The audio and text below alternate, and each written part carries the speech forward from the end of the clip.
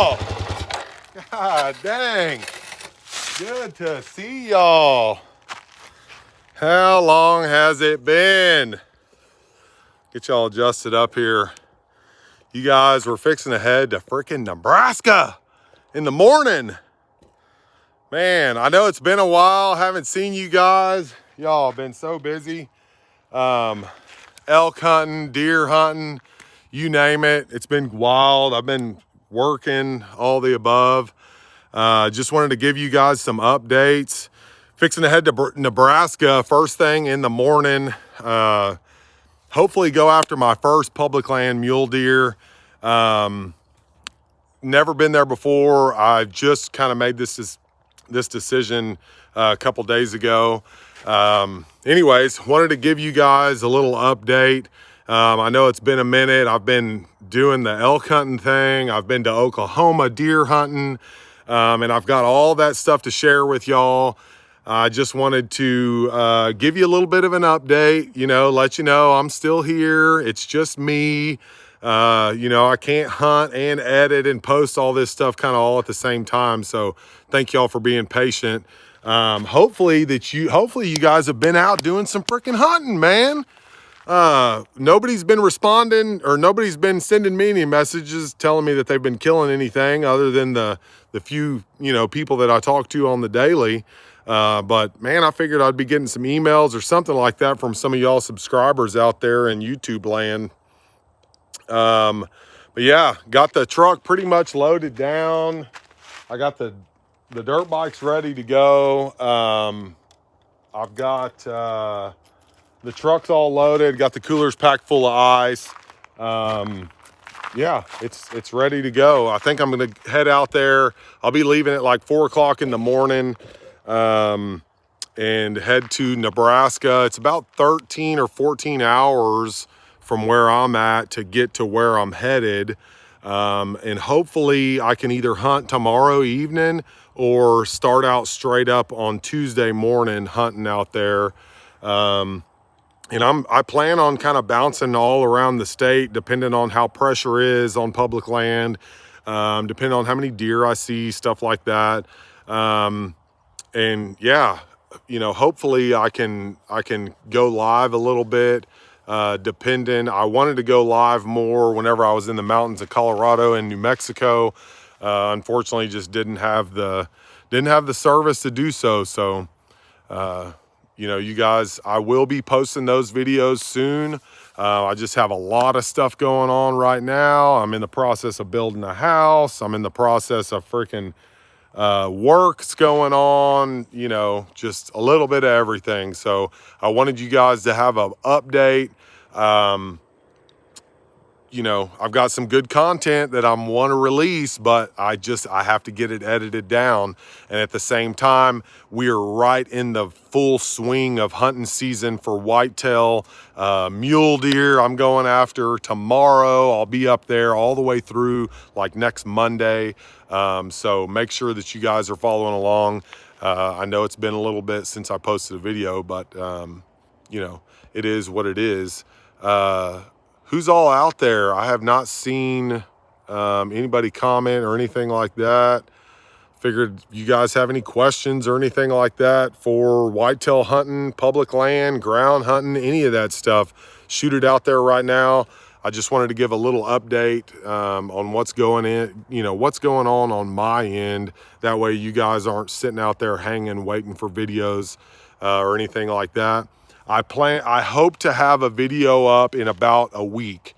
I'll basically be releasing all of my elk hunting footage, not all of it, because me and the Elk Bros, Blue Collar Elk Hunting podcast, we're going to release that footage that we had the first 10 days of season in Colorado. We will release that together so that everybody can see that kind of all at the same time. But all of my deer hunting footage and my personal elk hunting footage where I was by myself. What up, Ryan? I'll be passing through Kansas, brother, tomorrow. All of that footage that I filmed, like just me solo, I will be releasing that the beginning of next month. I've got about 8 days worth of footage and stuff like that to to compact down into maybe 1 or 2 episodes. And then we'll roll into whitetail hunting. I think the whitetail season's going to be awesome footage. I've already got a bunch of awesome footage from Oklahoma. I just got back from there last week, headed to Nebraska tomorrow. It's going to be super fun. I'm not going to be hunting the typical places in Nebraska that I think everybody else has been kind of keying in on. I've been wanting to hunt Nebraska for several years now before it came like really popular. But you know, I plan on hunting every state. So Nebraska's on the list for this year. And I want to go ahead and get it knocked out and get up there and spend 7 or 8 days up there in the hills in Nebraska. Chasing some mule deer, hopefully, is what I really want to go after because I've never shot a mule deer. But if a big whitetail buck comes across, I'm not going to pass that dude up for sure. Yeah, that's been it. We just been busy, y'all. Aragon, my brother, what up, dude? Every time that I think about giving an update, Eric, I think about you, brother, every time, because I'm like, Eric is pissed because I haven't updated anybody on anything, man. Yeah, just been freaking working really a lot, working, and I've been to Oklahoma actually twice since I've been back from elk camp. And I've got all that footage to release to you guys. It's coming up, I promise you that. Just keep in mind, I am a solo rig here. I film it, I hunt it, I edit it, everything, right? So a lot of work to do, but the good thing is hopefully I'll have a ton of content for you guys to get through late winter and spring, and then we'll be on to bigger and better things come then. There's a lot of stuff working in the background with Flatlander right now, you guys. A lot of big things to come.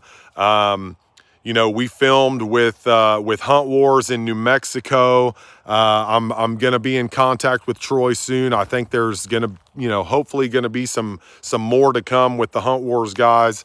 There's definitely more to come with Elk Bros and the Blue Collar Elk Hunting Podcast. So you guys just, keep track, stay with me, keep up the support. Yeah, that's pretty much it. Stay with me. I'm going to try to do some more updates throughout this hunt, through Halloween. You guys just make sure you hit the bell. Make sure you have the notifications on, and I'll respond to you any way that I can at the time. Email me if you guys have any questions, anything like that. flatlanderhunt@yahoo.com. That is going to be hopefully changing soon because I want to have a website up and going. I'm probably going to be offering some Flatlander, I don't even know what to call it right now, but I'm going to have some Flatlander products. Me and my wife are in the process of putting together a Flatlander cover scent. So everything is going to be awesome. Yeah, I wish you were hunting with me too, brother. Hurry up and retire so we can get this full-time hunting on, brother.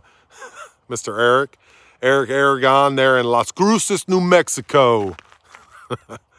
Yeah, you guys, if you're not out there, for my whitetail hunters, the rut is approaching us fast, you guys. Make sure you're paying attention to your scrapes. Even if you're running trail cameras and stuff like that, if you're into the trail camera game, set up your own scrape, right? Do a mock scrape, a mock licking limb. I've actually went out one time on public land and I actually planted my own. I just took really a cutting off of a willow, planted that sucker in the ground, put a camera on it, made a mock scrape, and that night, y'all, I had deer on it.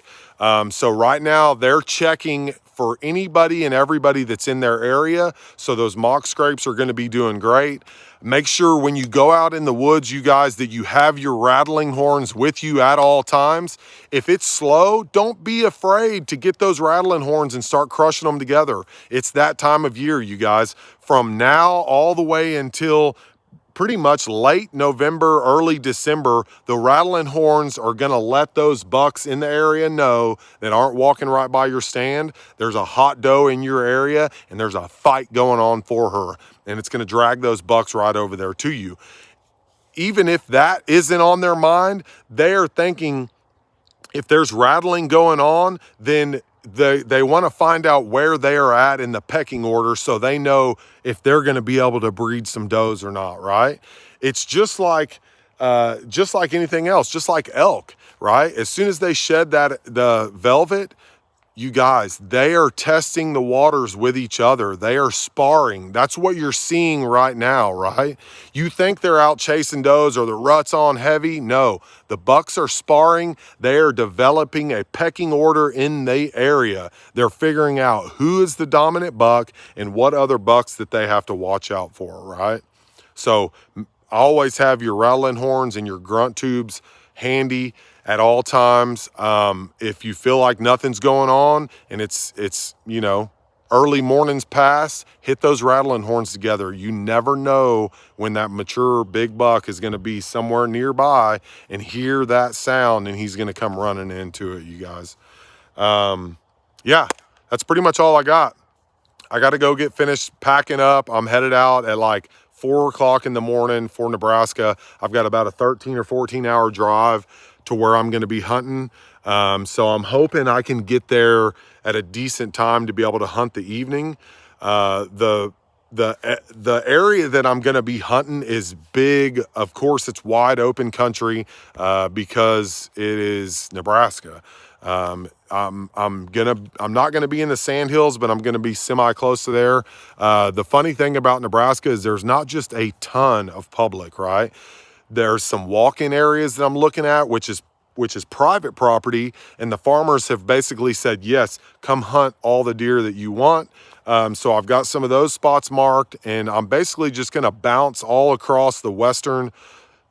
I'm going to start out southwestern and then move my way up to northwestern, just depending on what I find. And the area that I'm going to start out, though, I think is going to be my best area. So I could possibly just hang out there. BJ, what up, brother? Justin Green, how's it going? I just found the mother load of scrapes on public land, 6 in the 50-yard circle. Dude, set your stand up, get ready, do some rattling right there. Don't be afraid. Super early morning, y'all be rattling right now. I'm telling you right now. I know some people think that it might be too early, but you guys, the bucks are ready to fight. They're ready to breed. As soon as they strip that velvet off, y'all, they have that urge to breed. Right? So key in on that. When they hear a couple of bucks scrapping in the woods, it's because there's a hot doe there. And if another buck in the area thinks that there's a couple of bucks fighting over a hot doe, he's gonna come running, you guys. No doubt.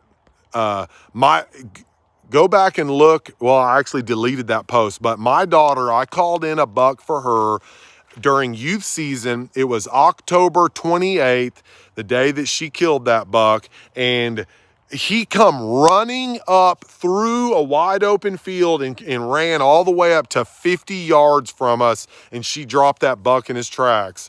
So don't ever underestimate, once those bucks shed the velvet, you guys, they're testing each other, and when they're not testing each other, they are fighting for that hot doe. So make sure that you're playing into the urge to breed. That's why deer season is set up like it is because it betters your opportunities at catching those mature bucks running around. It's prime time, you guys. Between the next 30 days, I would be rattling every single day. That's what I'm going to be doing. Even like if we go out to Nebraska and I find some thick cover to where I can't see through it, or I can only see like 60 to 100 yards at a time, I'm rattling, y'all. I don't care what time of day it is. It doesn't matter. When a dominant buck comes across another buck with a hot doe, guess what they're going to do? They're going to spar it out right there to be able to get an opportunity to breed that doe.